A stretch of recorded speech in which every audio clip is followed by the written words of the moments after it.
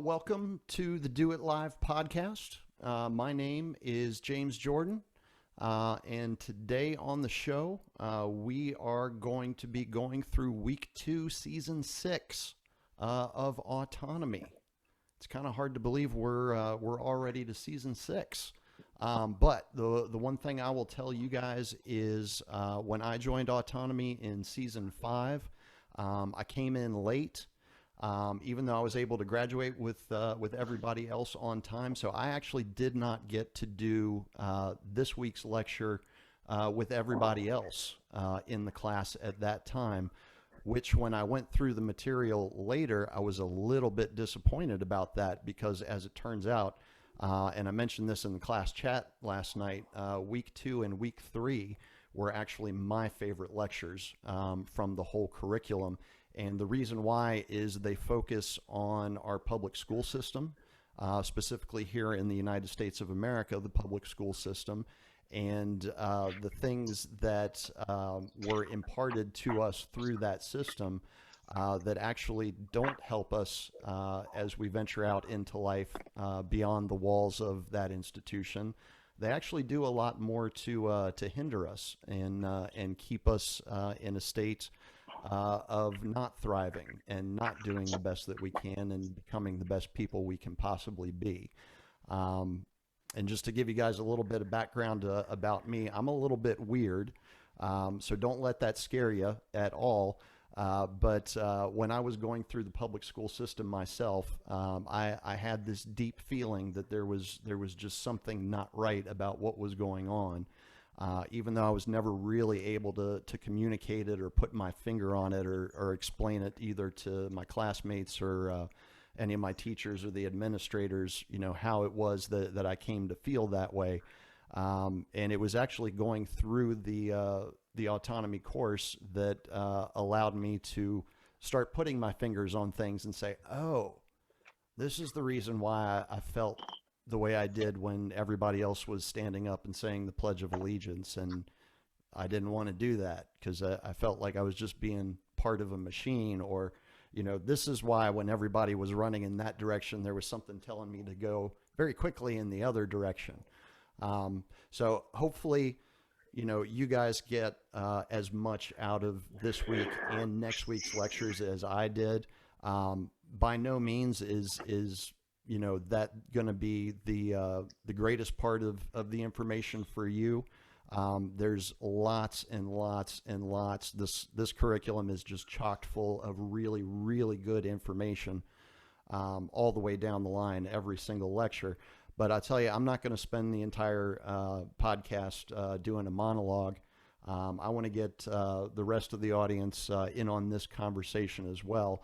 So as we're looking back through the week that has just passed in Autonomy, obviously on Saturday we had Q&A, and that was fantastic for everybody who was able to take part in that. One of the things that I really liked about the Q&A on Sunday was just the amount of season 6 students who took the initiative and jumped in and started asking questions.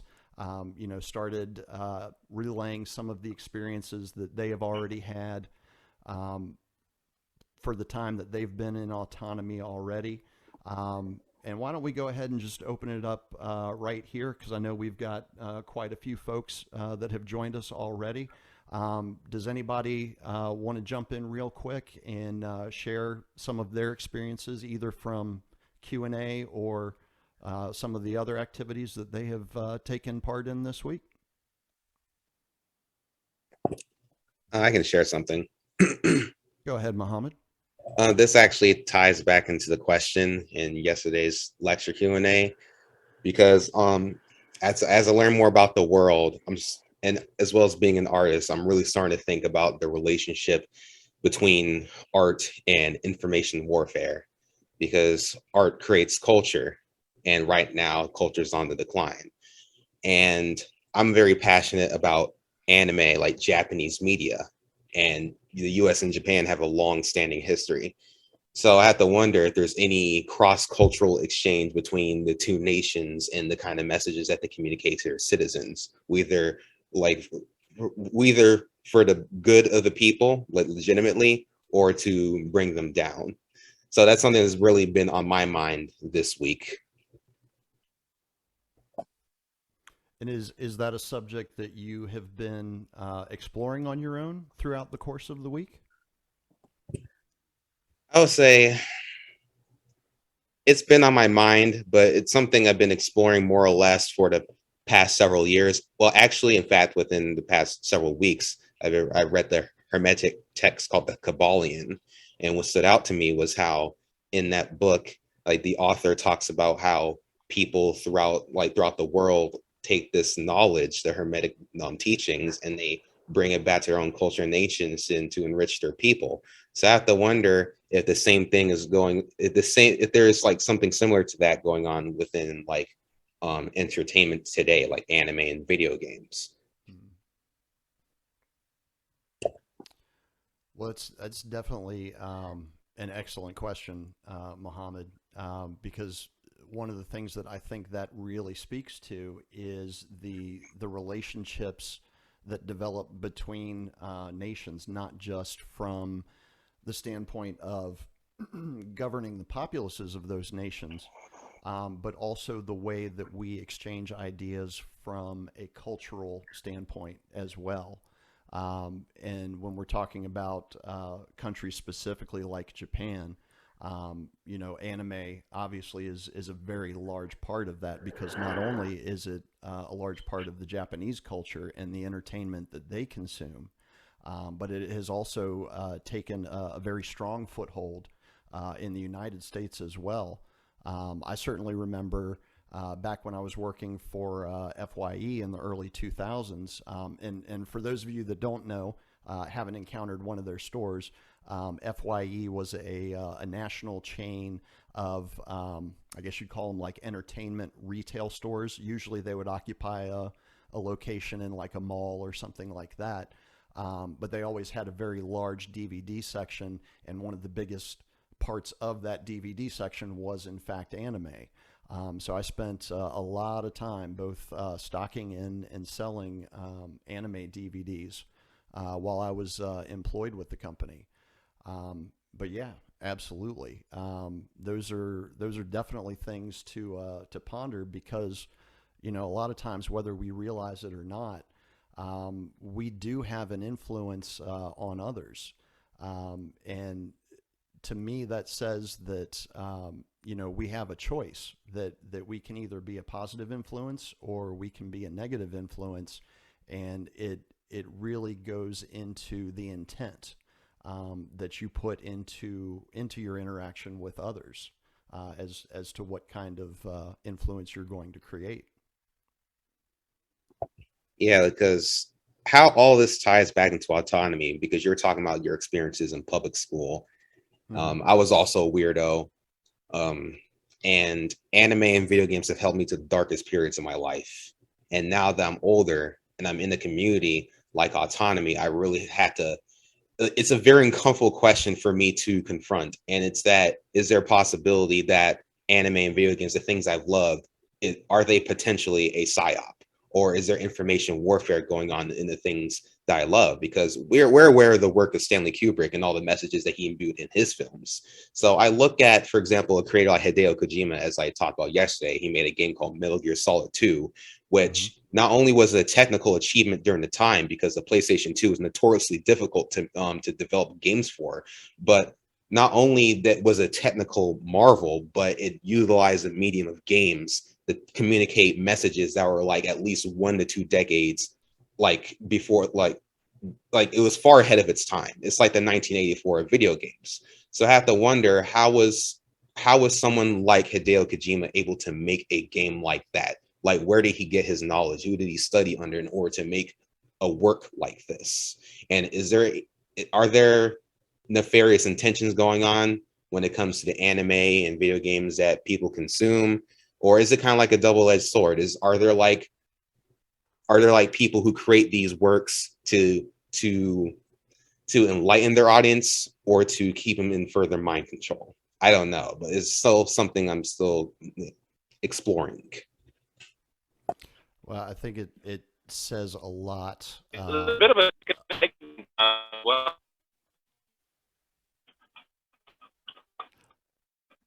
like up there. Okay.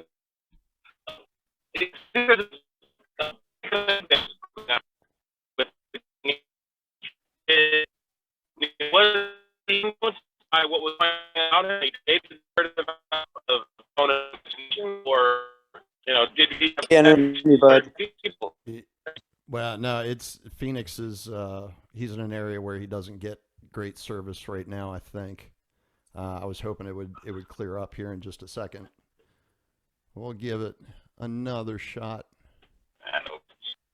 Let's see. Oh, no, I guess he dropped out. He's going to join us back in. But no, what I was about to say, Mohammed, is that really says a lot about the level that you consider the media that you consume personally.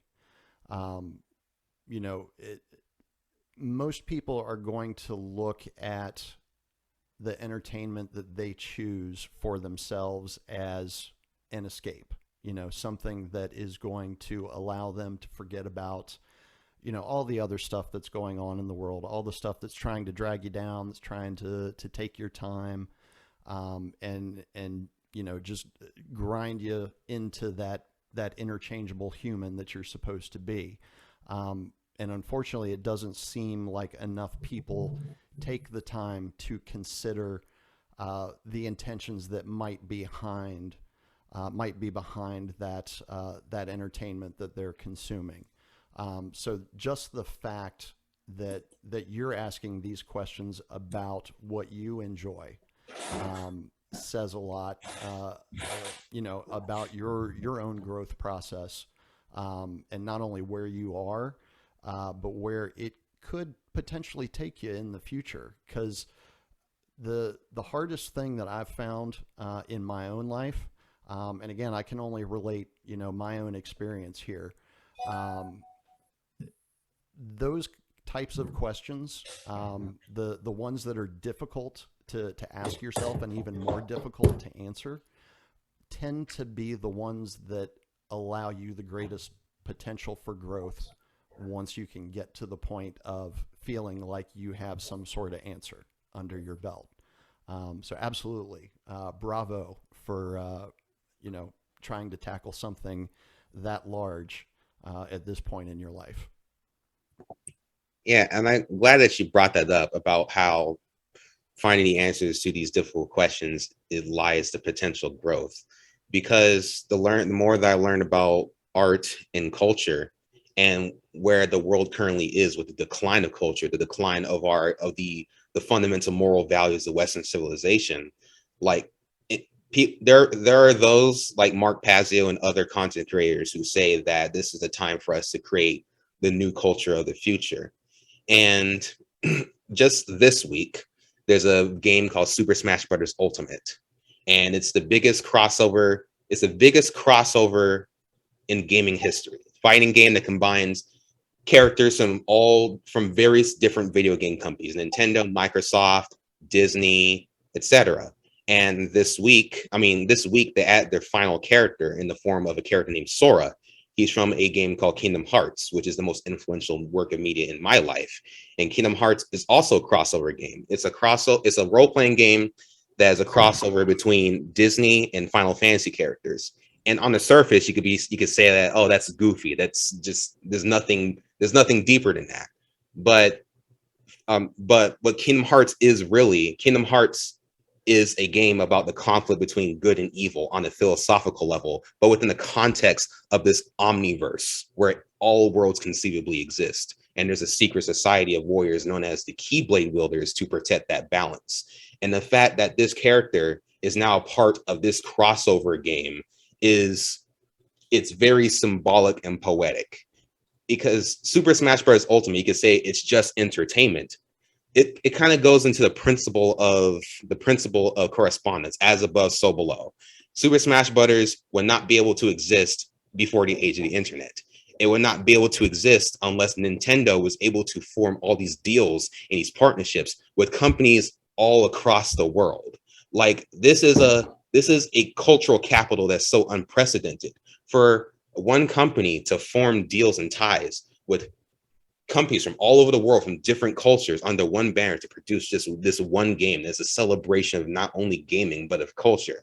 So as our culture is currently on the decline, and the more that I learn about anime and video games and how they could potentially be a psyop, I think about how are we going to feed the soul of society, as Stefan Verstappen put it? Like, what is the new culture going to look like? What is the new warrior culture of the 21st century going to look like? And that's up to us within Autonomy, but also the artists of the future. Yeah, no, I agree 100% with both you and with Stefan. And that was really one of my biggest takeaways from Stefan's course when we got to participate in that. And that's just that we understand now that the structures that were put in place, that we were all told that we were supposed to be able to rely on these structures, that they were going to help support us and help us grow throughout the courses of all of our lives. We're coming to a point now where we realize that maybe that wasn't the bill of goods that we were promised. And really the only way to get outside of that system is to do what Buckminster Fuller said and create a parallel structure that makes the old one obsolete. Culture is 100% the foundation of that. I believe that wholeheartedly. And fortunately, I'm not alone in that belief. I think that that's one of the primary reasons why a lot of us have chosen to take a chance on Autonomy. Because I would imagine, much like myself, a lot of the other folks came to Autonomy with a little bit of trepidation, a little apprehension, not knowing 100% one way or the other if this was something that they could trust or not. But one thing I can definitely share with folks who are part of season 6 and may be feeling something similar to that is it's okay to question things. Obviously, it's good to question things. I don't think any of us would be here if we didn't question things. But you also need to develop a framework for yourself where you can start checking off boxes for things and use those check boxes to kind of take away the apprehension, the fear of whether or not you can trust something. In my own experience, that's pretty much what I've done. And I'll just share with everybody real briefly here. I do a lot of writing. I run a blog that I post to 5 days a week. But in order to create those blog posts, I have to gather content from other creators across the world. And there was a process that I had to go through to be able to vet those creators and say, okay, when I take this article, this story, this opinion piece, whatever it is that they have created, and I share it with somebody else, I have to be able to trust that the information that I'm sharing is as valid as I can possibly guarantee that it's going to be. Obviously, it's never going to be 100%, but I want to get as close to that 100% as possible. So I had to develop a process with each individual creator to be able to vet them and be able to do that. And again, I'd be happy to share that process with people, but I don't think what I do is going to work for you, Muhammad, or I don't think it's going to work for Michael. It might not work for Danny. It might, and you can take it and try it on your own. Feel free to DM me outside of the podcast if you want to know more about it. But just the fact of having that process in place and having those steps that you can go by to be able to say this is good, or no, I better not share this because I'm really not confident in it. It really helps move my creative process forward. So again, if anybody wants to know more about how I go through that myself, I'm happy to share it with you. But right now, I'd actually like to turn the subject in a little bit different direction, because yesterday we had the revival of what was, before I came to Autonomy, I was told was a favorite as far as the student activities are concerned, and that is the Copywriting Clinic. That was resurrected yesterday and was led by our wonderful copywriting lead, Kara, which I thought I saw her in here. Kara, are you still part of the program?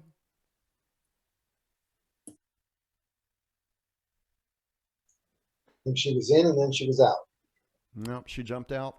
Okay. But I can definitely attest to. I had more to add before we change the subject. I missed Muhammad last night at the end of Q&A about what he was talking about. Sure, go ahead, Helly.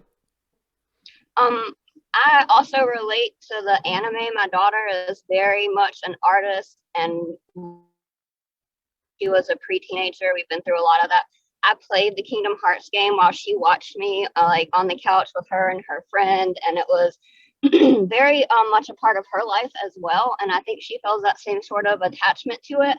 I have a different sort of attachment to it because I was already, like, she was my daughter and I was the adult playing the game and doing that sort of stuff. But it has a lot of, and other things that you consume as well, they follow kind of like this archetypal story, like the Joseph Campbell. So in some ways, you're getting some of that from it, and there are different levels of media that they don't even realize, like you can watch things and get like 4 different levels from, your conscious, subconscious, and different things. So, being aware of what you're consuming is, I feel, important as well. And I will stop something if I get like a bad or uneasy, or that it goes down like a line. I will just stop watching it.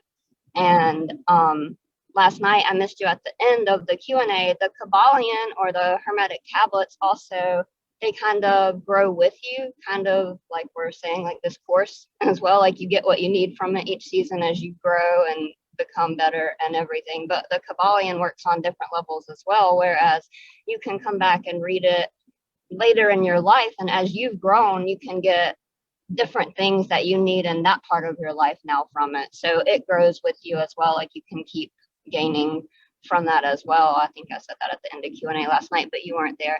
And the Kingdom Hearts has so much stuff, like Kabbalah, the Sephiroth.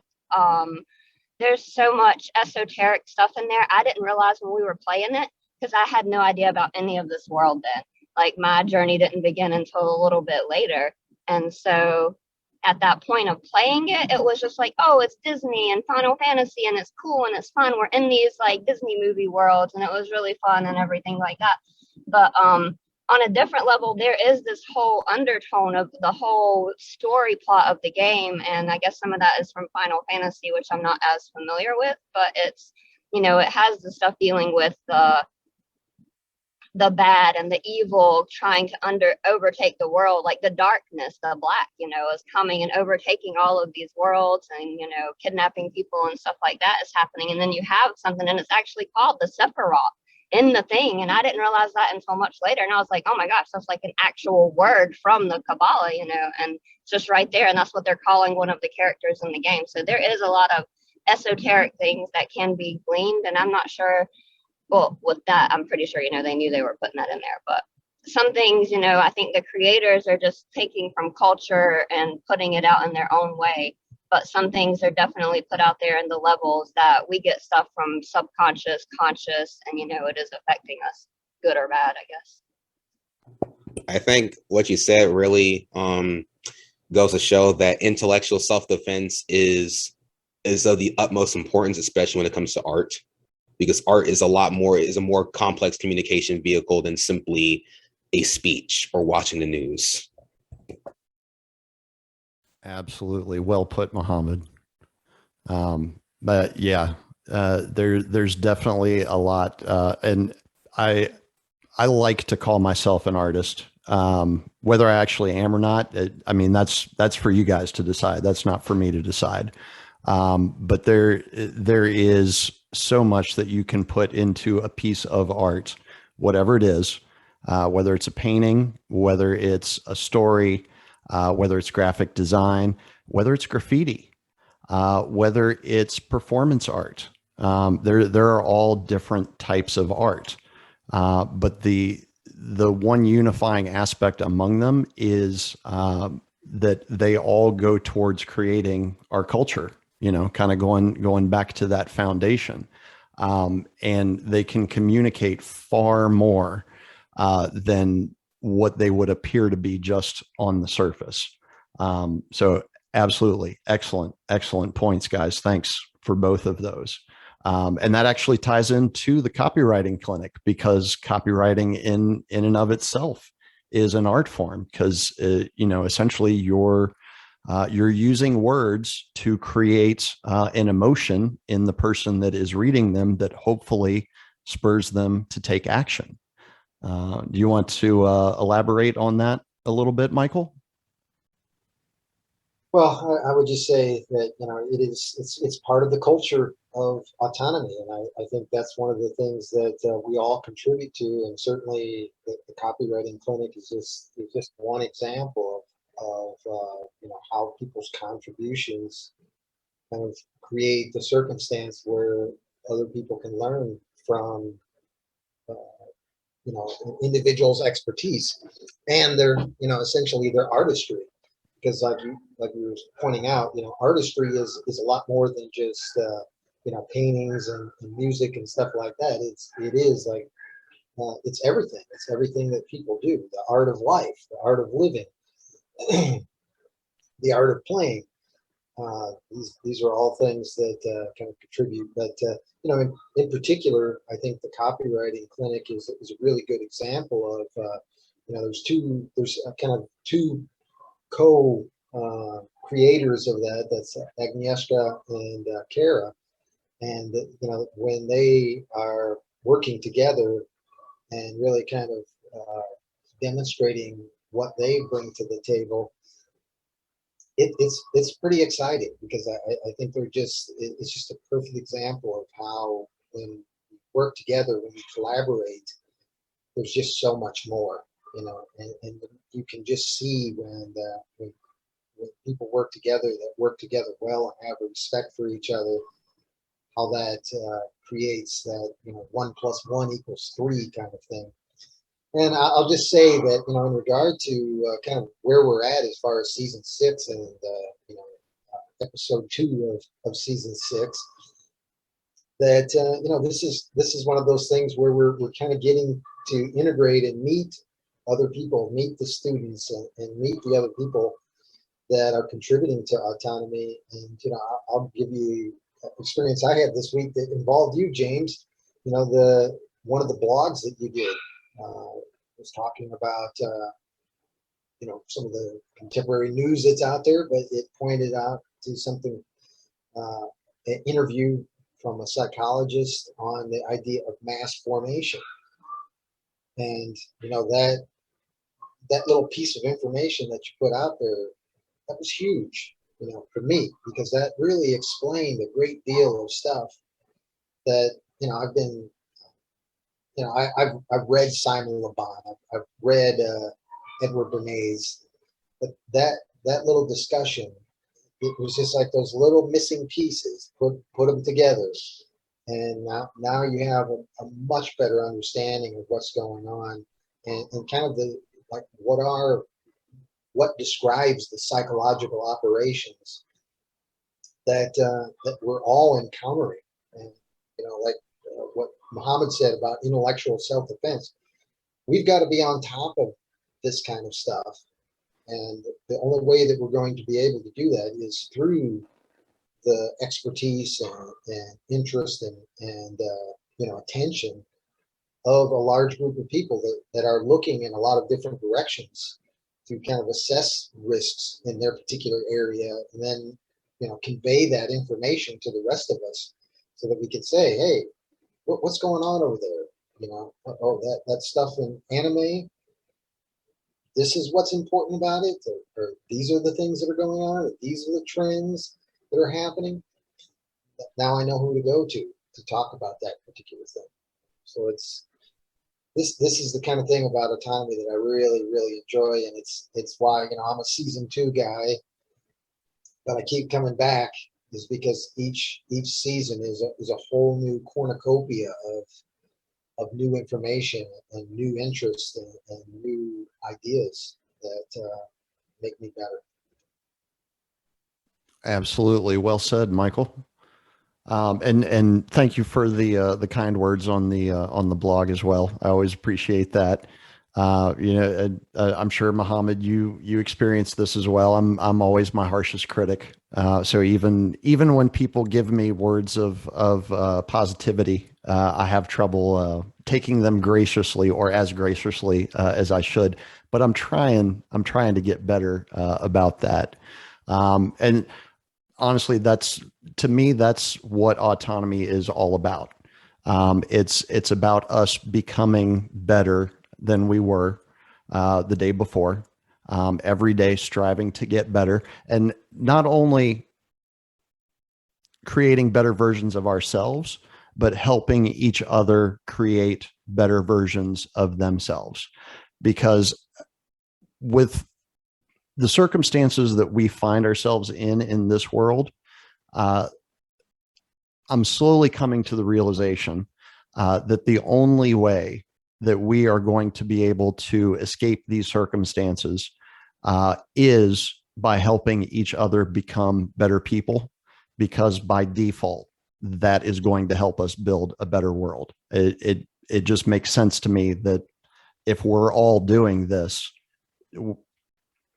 hopefully we're not going to create a worse world. I don't know. Maybe my logic isn't 100% spot on with that, but it seems to make sense to me. Did anybody else want to share any insights that they may have gotten from yesterday's copywriting clinic? Yeah, I'll speak up. I had a really enjoyable time sitting in on that yesterday. And to be honest, I didn't necessarily expect to. Coming into autonomy and hearing some of the different things that the Autonomy Unlimited part of the group does, copywriting was not something that ever kind of piqued my interest or thought, oh yeah, maybe I might like to take a try at that.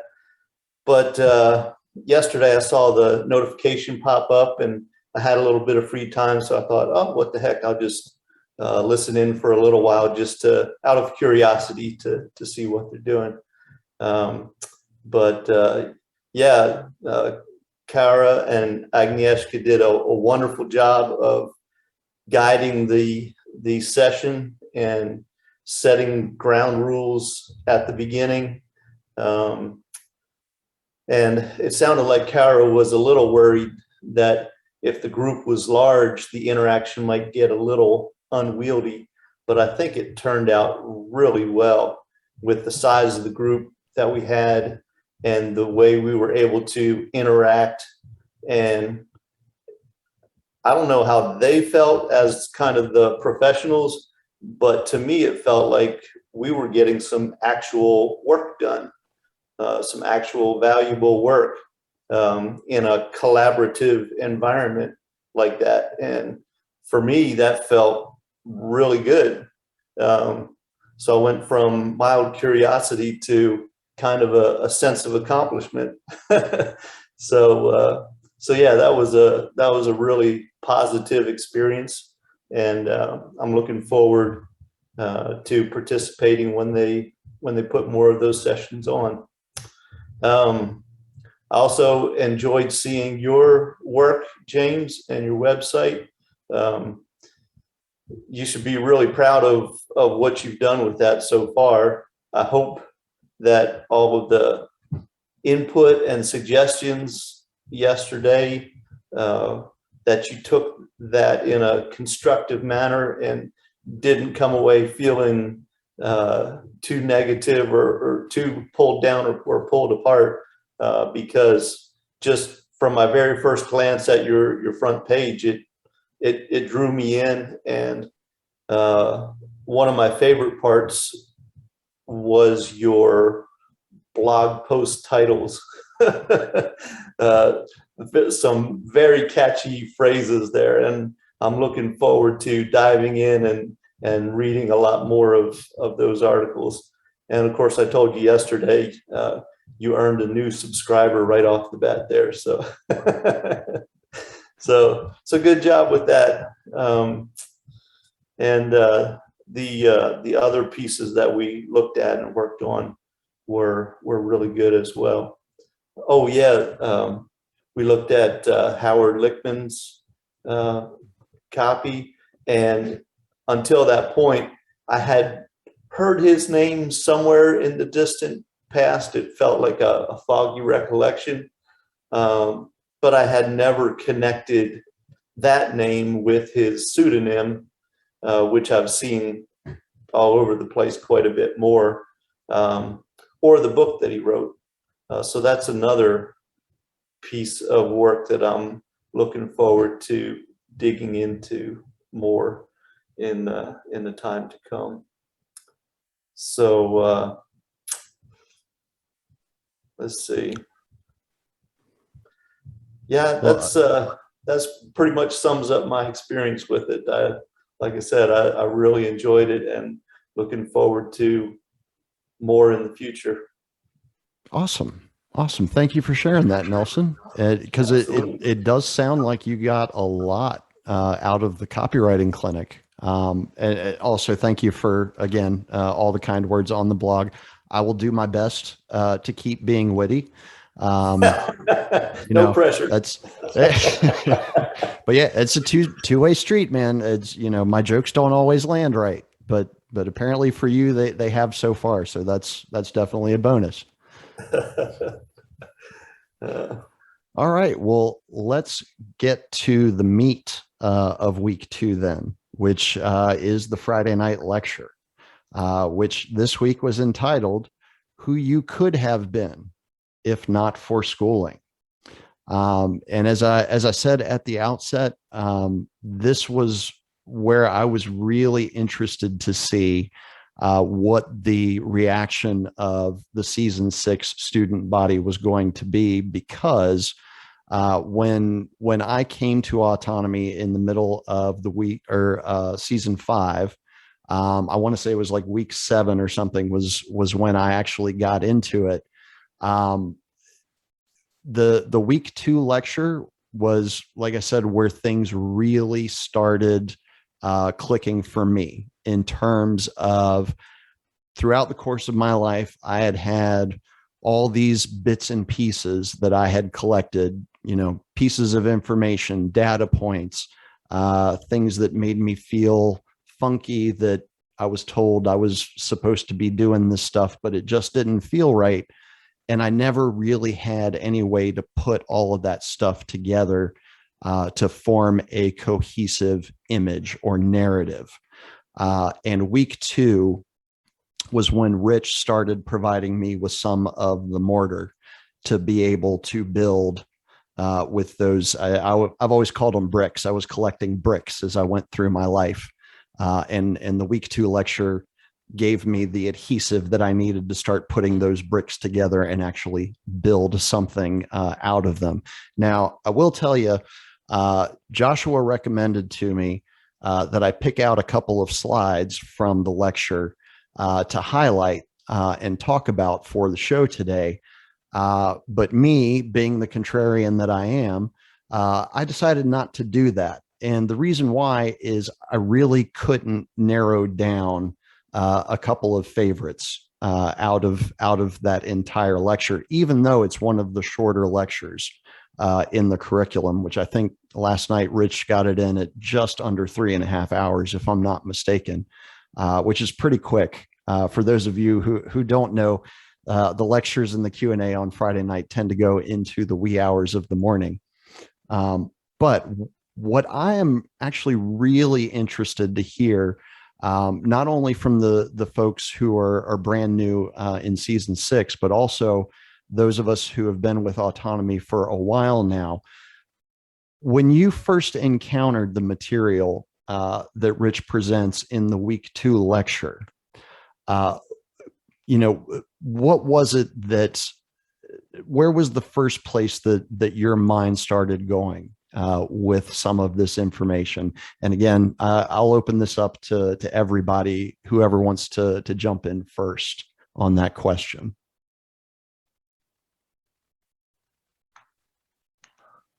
I'll go.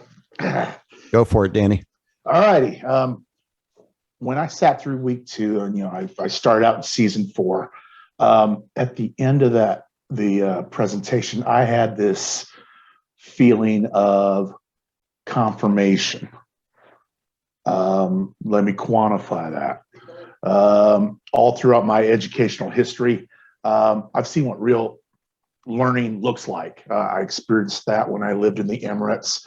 I was in an accelerated program where they taught you how to think, not what to think. And came back from the Emirates, 6th grade, and from 6th grade to 12th grade, it felt like I was seeing everything again and again. It was repetitive, and there was no real use for it. So I walked away from high school thinking, wow, I think I wasted like 3 years of my life and got into the workforce right away. Went into the construction industry and all that stuff.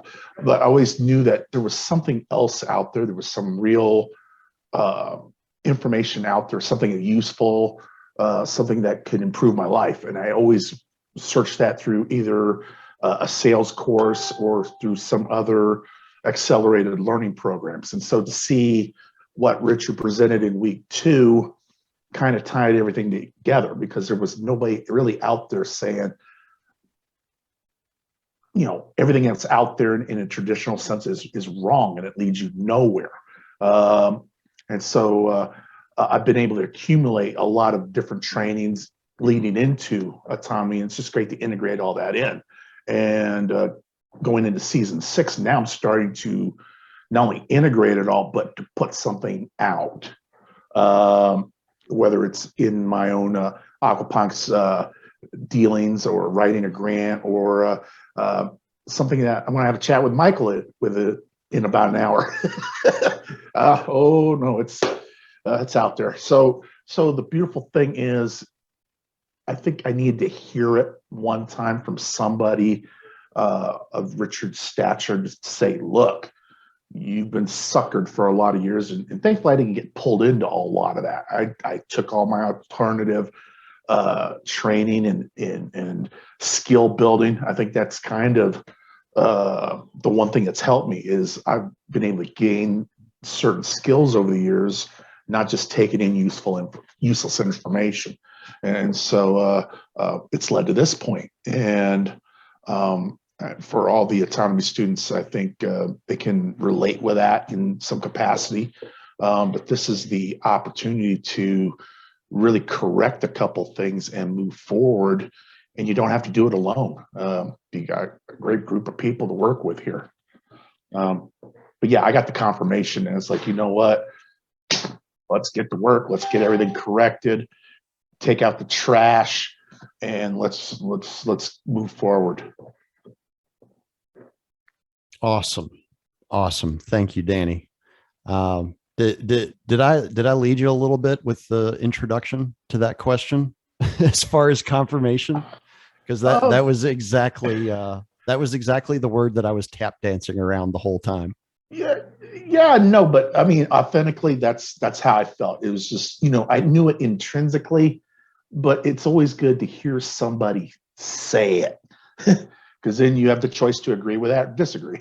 And when you build a whole presentation around that,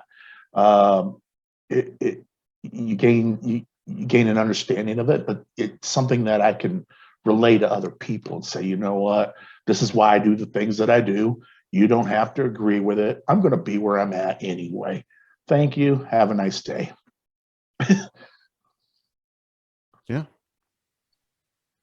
absolutely. I mean, I honestly, I can't add a whole lot to that, because it's literally like you were reading my mind with everything that you said.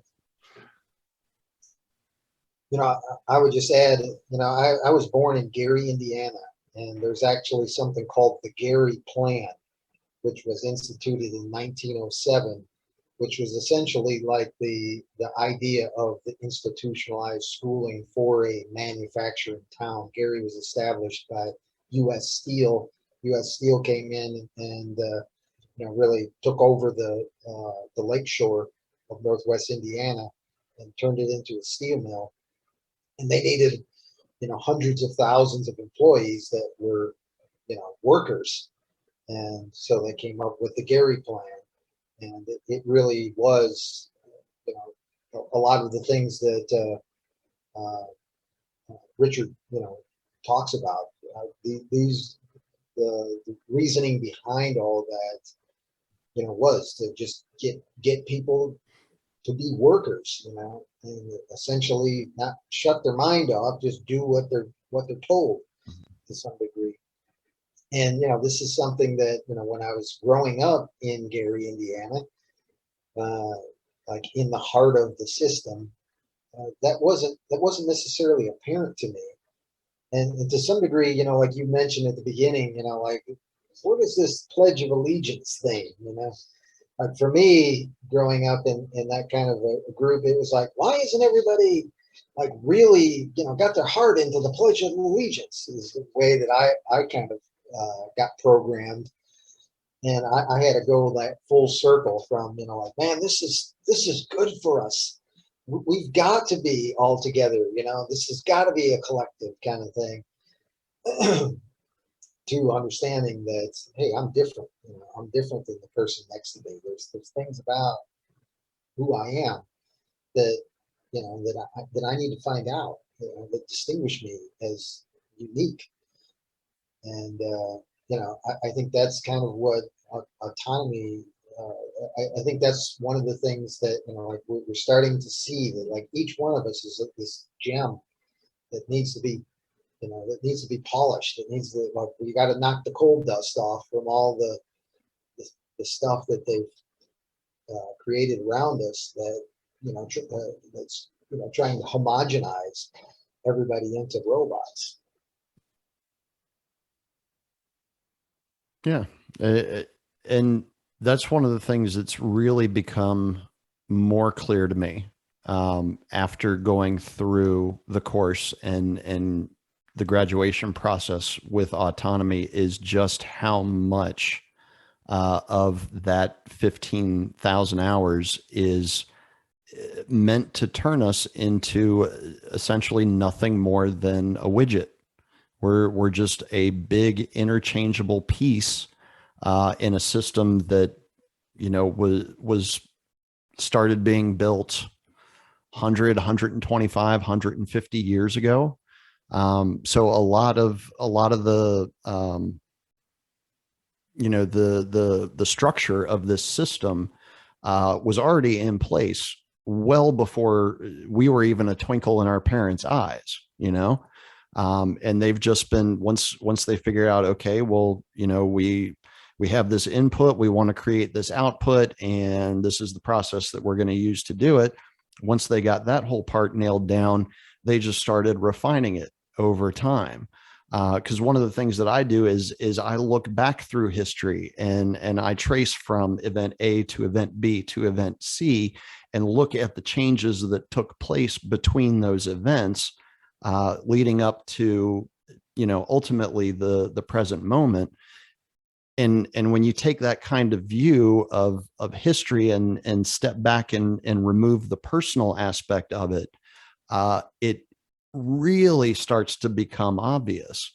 And again, kind of what you were talking about with that article that I published in the blog earlier this week, Michael. You know, that again is one of those components. It's the psychological aspect of it, that as you're going through the system and it's turning you into one of those human widgets, you don't really think a whole lot about it at the time. You just, you know, you do what you're instructed to do, and, you know, follow the patterns that you're seeing everybody else put forth. and then, once you get through it and you look back at it, you're like, it's so obvious to me now. Why couldn't I see it while it was happening? So yeah, it's a very confounding thing to really wrap your head around, because Well, we're surrounded by widgets essentially, but they don't know that they're widgets, and they don't even believe it when you tell them. So what exactly do you do with that?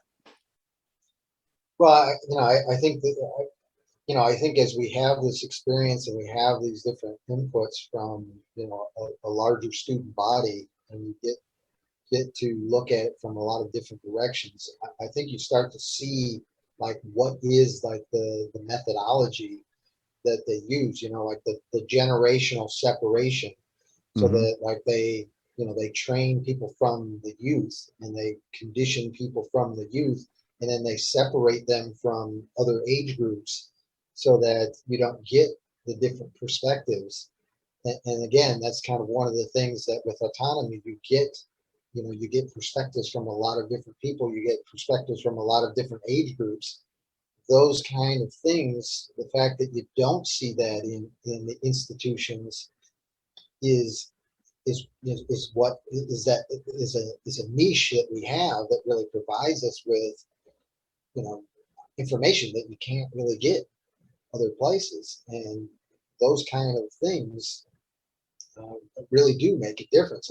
I feel like, I'm in my 50s now, and there's things that I've seen now. I grew up in the 70s for the most part, and when I see like the television shows and or the movies and stuff, and they show like the 70s, and I'm going, that isn't the 70s, but that's what the kids believe, and then that's what the history books start to say, and then next thing you know, like the 70s weren't like the 70s that I saw and experienced, but that's what everybody thinks they are because they've seen it so many times on the TV shows and the movies, that now that's become reality. And it's really just kind of creating these illusions that then if nobody really rejects, or nobody kind of says, hey, hold on a minute, that isn't the way it was.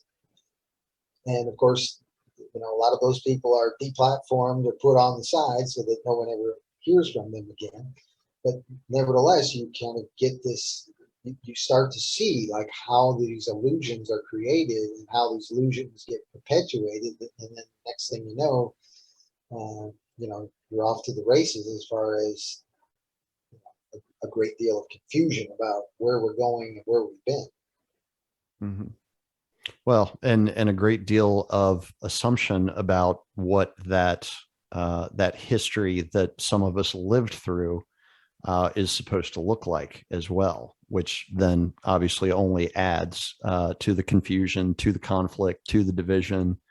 I find myself saying it more often than I'm comfortable with, but when you can kind of disconnect yourself from the feeling of, anger of being put through this kind of process, it really it's diabolical, obviously, but it's also genius as well.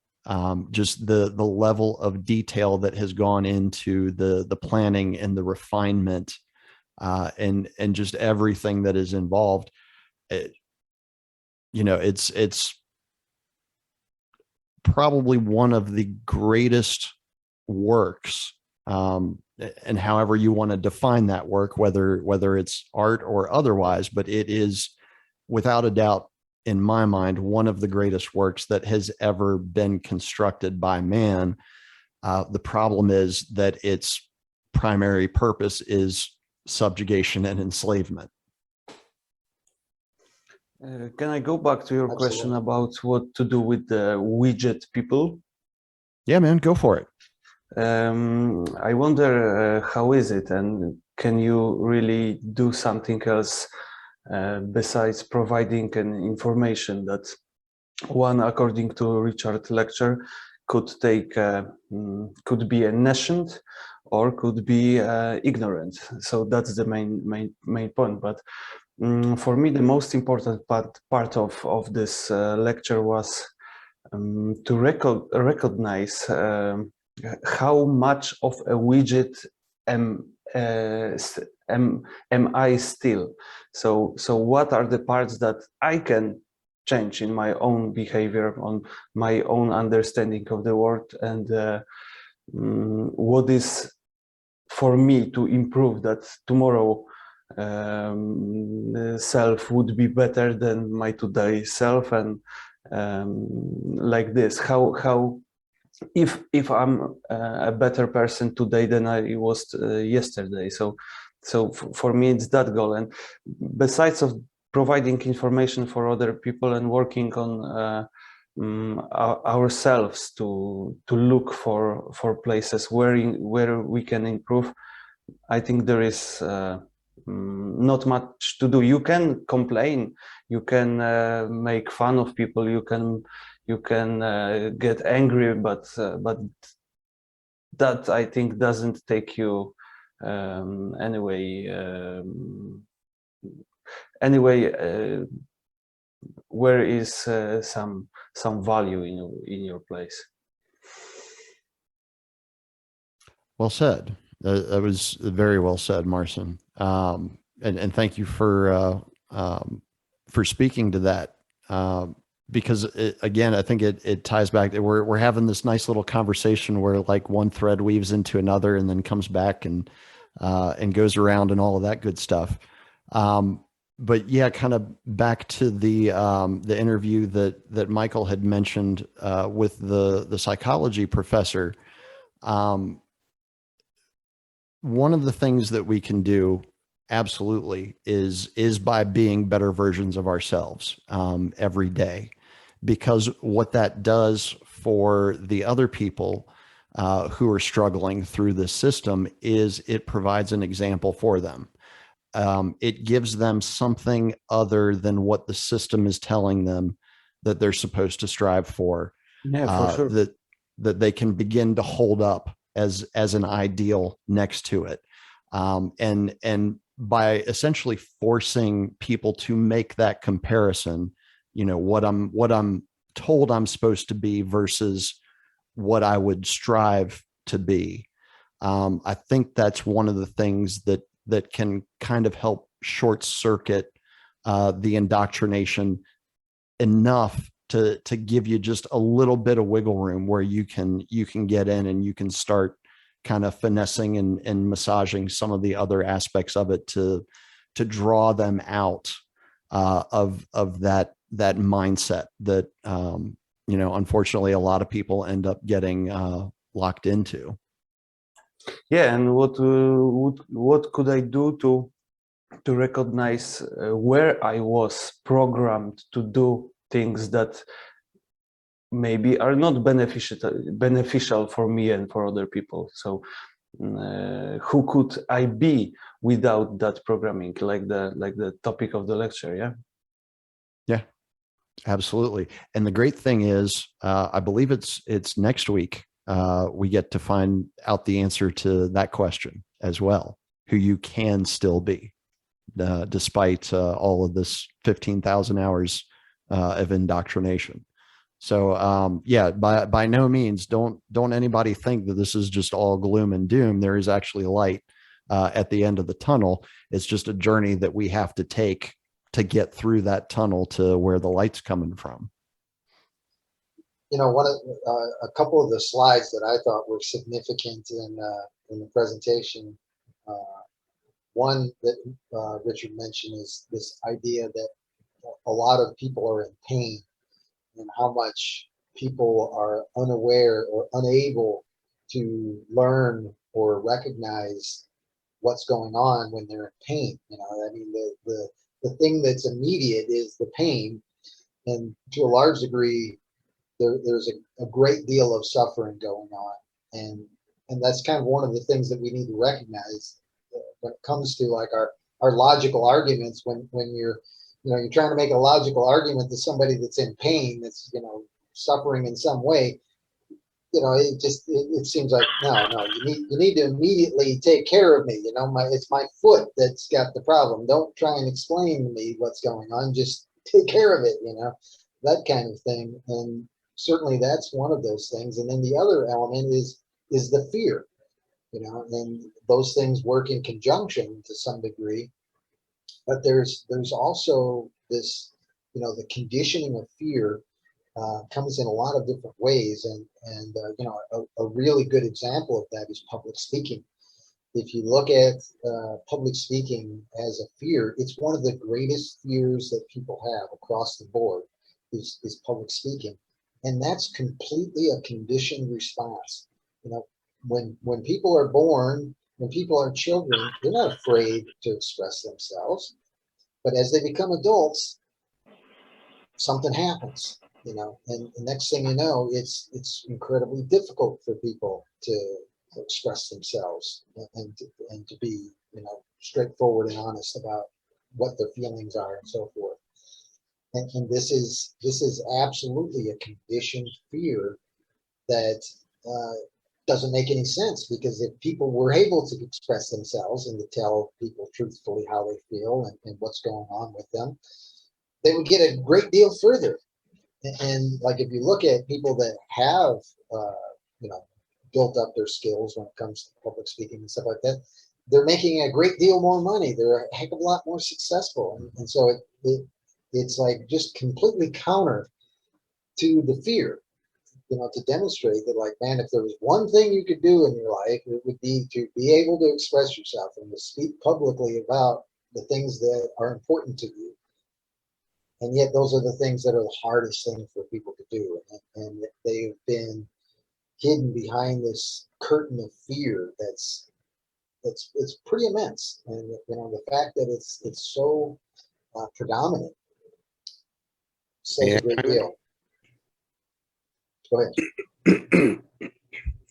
I like what you said, Michael, about the fear of public the fear of public speaking, because I think that also correlates to the skill of drawing, because drawing is the skill of being able to visualize what's in your head beyond words. And as an artist who's been trying to get better at drawing for 15 years, I get the sense that there's this impression that you need to be a God tier artist and you need to be working at the Disneys and the Nintendos of the world to be considered an artist or creative. So, and like what Richard said in the week 2 lecture, that competence does not take 10,000 hours.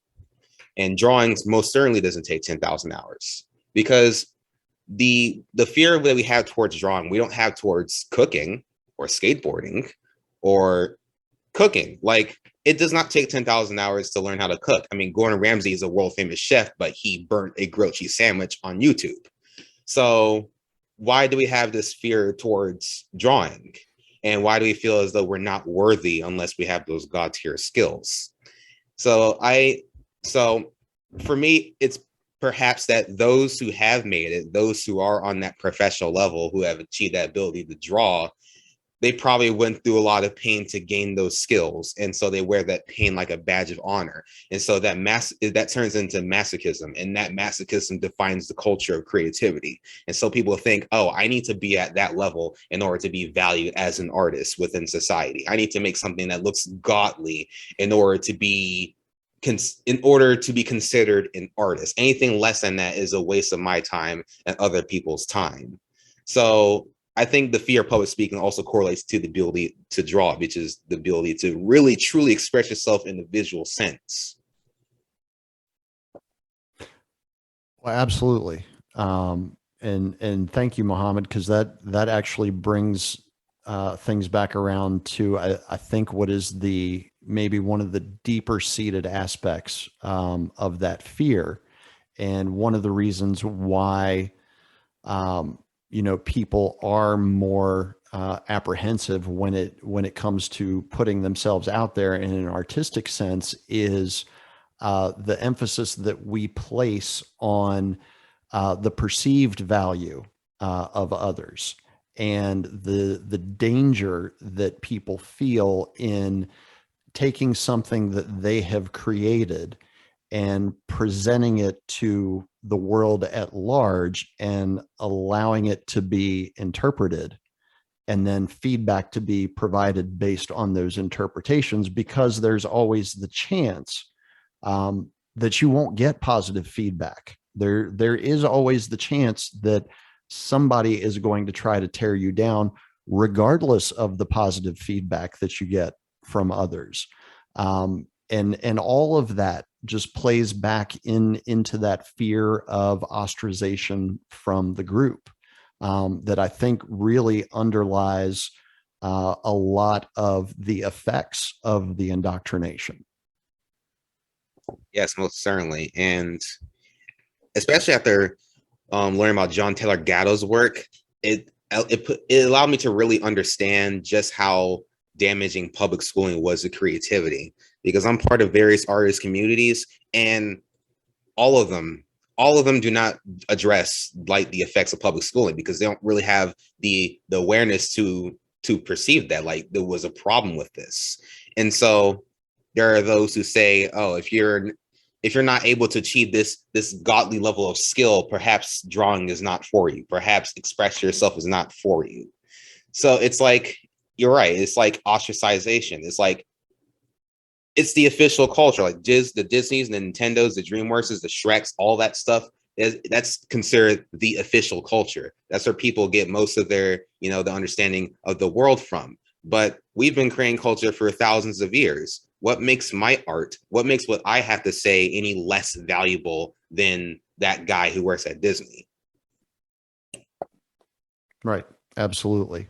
And the other thing too is it all goes back to, beauty is in the eye of the beholder, not the marketer.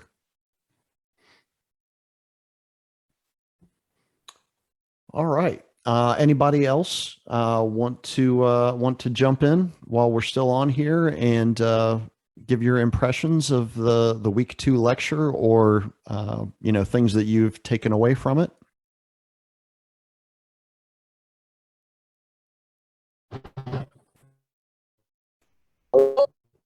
Can you hear me? Go ahead, Brian. Can you hear me? Yeah, I can hear you. Okay, cool. I'm driving. I'm out in the middle of nowhere. I just wanted to say hi. I'm from season 5, and I'm sticking around for season 6 so I can finish this stuff up, I hope. And if anybody wants to do an interview or visit, ever, got my calendar link in Discord. And I'm going to probably lose cell phone service anytime I'm out in the middle of nowhere in North Dakota. So that's Looks about beautiful, it. man. So I'll listen until the cell phone service gets up. Peace, everybody. Wow, that was an awesome introduction, Brian. Thank you for that. Yeah, anybody who hasn't had a chance yet, I think it's either next week or the week after, they start the integration exercises. Don't let those scare you. They're going to make you talk to strangers, but there's a good reason behind it. It's going to feel uncomfortable. It might even feel a little bit icky. But the whole purpose of the exercise is to get past that feeling. Because one of the ways that we grow as individuals is by forcing ourselves to do the things that we are not comfortable doing. Only by doing that do you begin to understand that repetition is the key to fighting that feeling of discomfort. Yeah, as a matter of fact, that was another little piece of the message, was this idea of habits, and like, what are the habits that we either created for ourselves or somebody else has created for us, and which one are we going to choose to make part of our lives? Unfortunately, in many cases, much of the habits that we have in our lives and form the majority of our days are things that we didn't really decide on. You know, we just kind of accepted. In a lot of cases, those are things that can be changed and can make a huge difference in like the outcomes of our lives. 100%, Michael. And just to kind of draw that out a little bit, I'll let you guys know, even though I've already been completely through the autonomy course, at least I think it's complete. I might have like half of week 6 lecture that I still haven't watched yet. But so I've been through the course, I've graduated. I started my own website, started writing a blog. More than likely there's some podcasts in the future. You know, I've done the things, the actions that I have needed to complete in order to put myself out there, as a creator, as an artist. But even now, even today, I still struggle against things like learned helplessness. You know, coming up to 3 o'clock Eastern time today, when the show got started, I'll let you guys know that there were probably at least 10 times today where I had that little voice creep into the back of my head that said, nah, man, you know, you don't know what you're doing. You're going to screw this up. It's going to suck. You know, just whatever excuse sounded like it was going to work, to make me, you know, chicken out and not want to do it. And the thing, you know, hopefully this will help at least one person that's listening or watching, but the thing that I kept reminding myself is, yeah, I've heard all of these things before, and I know exactly where they lead, and that's not the place that I want to be. So I'm actually going to, again, go in the opposite direction and do the thing that is making me uncomfortable. And so far, it seems like it has paid off. Again, no negative feedback up to this point. So, you know, all good. But yeah, the fear is going to be there. It's going to be something that, you know, each one of us is going to struggle with from time to time, you know, from now until probably eternity. I don't know if anybody has ever been successful in conquering it 100%. You know, even folks like Tony Robbins, and I'm sure, you know, there are people like, oh, you know, he's never had a problem getting up and speaking in front of a large audience. Yeah, I bet he has. And I bet there are even times nowadays, you know, where he gets those butterflies and is like, oh man, I don't know if I can do this. But then again, he gets out on stage, he starts doing it, and 5 or 10 minutes later, you know, he's fine. And he falls into that rhythm and just keeps going with the same thing that he's always done. And that's really what the trick is.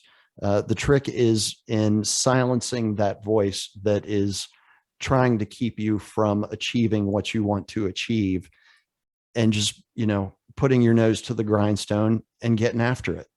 It's really that simple. So don't be discouraged. Don't discourage yourself. Allow yourself the room and the time that you need to grow and to learn, you know, the things that you need to learn in order to, you know, break out of the cycle of constraint that we're supposed to be spending our lives in. Now, I know that was long and drawn out, and there's probably a lot to unpack there. But before we get off of here, because I know, Michael, you got places to go and things to do, and I'm sure everybody else does as well. Any parting thoughts that anyone would like to add before we end the broadcast? I would. Go for it, Mohammed. So this all ties back into fear and trauma and public speaking and drawing. So like for most of our lives, we're deprived of the ability to express ourselves. And through that process, like we become traumatized, and that develops a fear of us being able to express ourselves. So I found what's helped for me is being a part of a like-minded community who will want to encourage what you want to get better at. Like I recently joined an anime community where I just take requests to do illustrations. That builds up my creative momentum, that builds up my confidence by providing value to others and through building my competence. like I had the space to really express myself as I was made to be.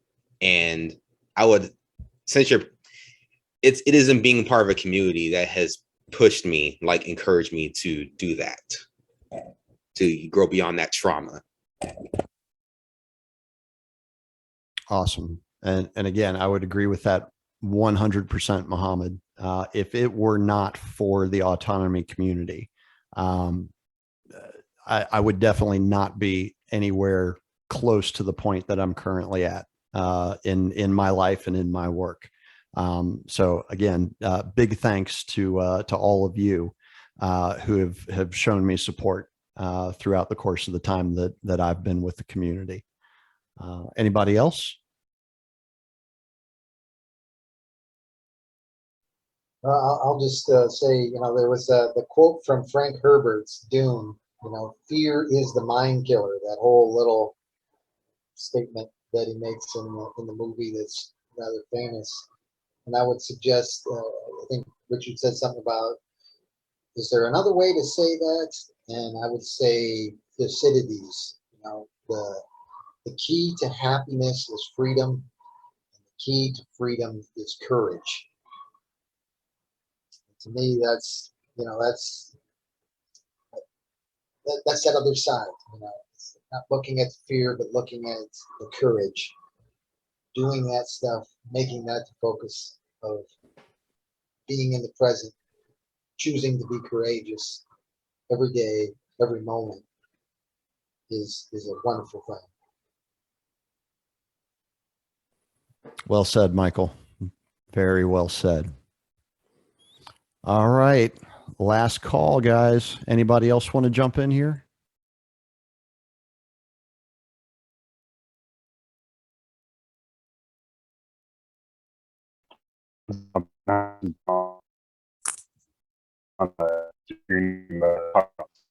One thing always got me kind of inspired that he said that he became such a great speaker because he went out and did it more than anybody else. I think he was doing speaking to like just groups of random people.